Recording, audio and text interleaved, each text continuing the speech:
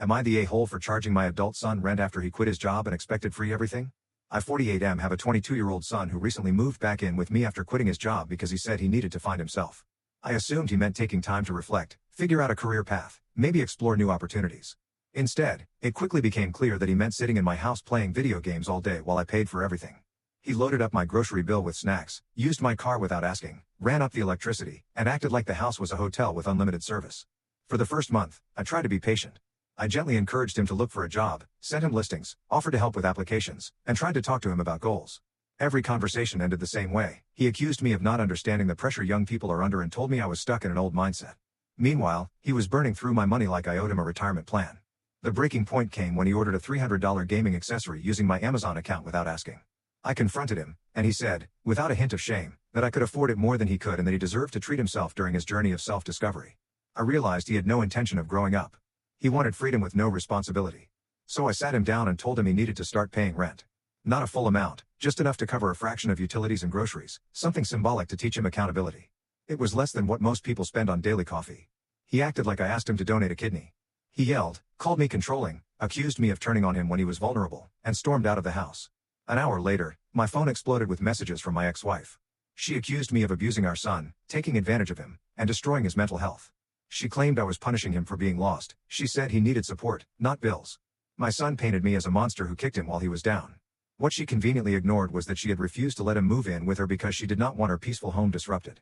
Suddenly he was my responsibility, and she wanted total control over how I handled it. But something felt off. My son was furious at me for asking for rent, yet he had been buying new clothes, ordering takeout almost daily, and going out with friends several nights a week. None of that made sense if he was broke. One night while he was out, I found a bank statement he left on the counter. There were deposits from his mother, consistent weekly transfers, hundreds at a time. She had been secretly giving him cash behind my back. Not to help him get back on his feet, but to allow him to avoid responsibility entirely. She had been telling him that I was controlling and obsessed with rules and that he did not need to listen to me because she would always have his back. That knowledge hit me like a punch. She wanted him dependent so she could play the role of the fun parent. She wanted me to be the villain enforcing boundaries while she swooped in to save him emotionally and financially. She wanted to sabotage any authority I had so that she could remain the hero in his eyes. By making me look like the unreasonable parent, she made herself look selfless, even though she refused to let him move in with her. When I confronted my son about the secret money, he exploded again.